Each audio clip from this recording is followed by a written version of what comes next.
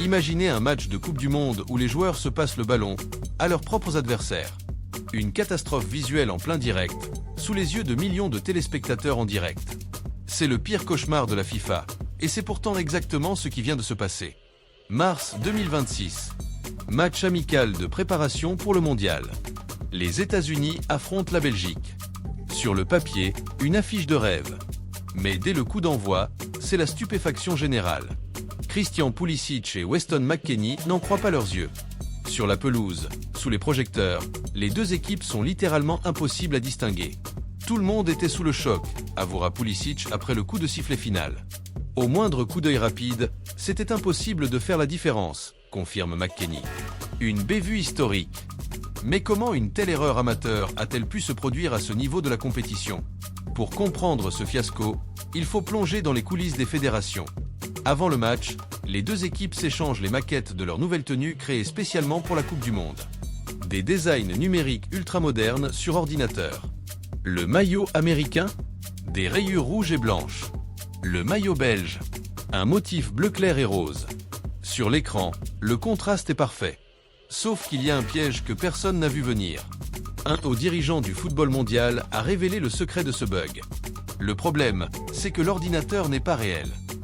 Dans la réalité, sous les projecteurs puissants du stade et à travers l'œil des caméras de télévision, les nuances disparaissent.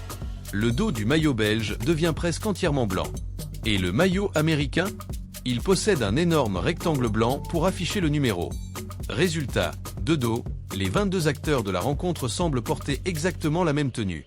Le pire, c'est qu'au bord du terrain, les intendants réalisent le désastre, mais ils sont totalement impuissants.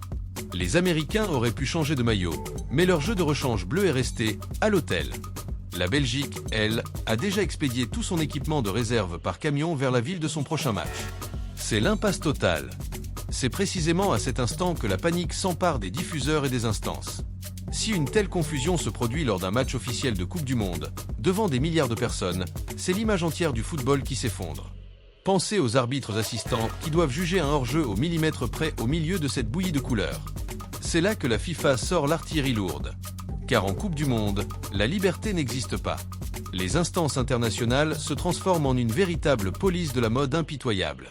Pour le tournoi officiel, la FIFA confisque le pouvoir créatif des nations. Des mois à l'avance, chaque pays doit envoyer des échantillons physiques de absolument tout, maillots, shorts, chaussettes et même les casquettes des gardiens. La FIFA analyse le rendu télévisuel, le contraste pour l'arbitrage vidéo et décide de qui porte quoi. Et les caprices des stars ou les exigences marketing des équipementiers. La FIFA n'en a strictement rien à faire. Prenez l'équipe de Curaçao, leur nouveau maillot extérieur jaune vif a fait un carton monumental auprès des supporters. Ils rêvaient de le porter. Verdict de la FIFA. Refusé. Ils joueront leurs 3 matchs de poule en bleu classique. Fin de la discussion. La veille de chaque match officiel, la réunion technique se transforme en un véritable défilé de mode militaire. Dans la salle de réunion, les intendants font face à de véritables mannequins de vitrine arborant les tenues exactes validées par l'instance. Certaines équipes tentent parfois de ruser, par superstition ou par fierté culturelle, comme la Chine qui a un jour prétendu que ses maillots de rechange étaient encore au lavage pour éviter de quitter leur rouge fétiche. La réponse du commissaire de match a été immédiate. Port du maillot jaune obligatoire sous peine de sanctions lourdes.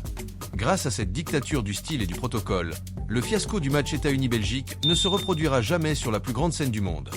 La FIFA veille, et sur le terrain, chaque détail est millimétré. Et vous, qu'en pensez-vous? Est-ce que vous trouvez que la FIFA va trop loin en imposant les couleurs aux équipes, quitte à gâcher le plaisir des supporters et le marketing des nations?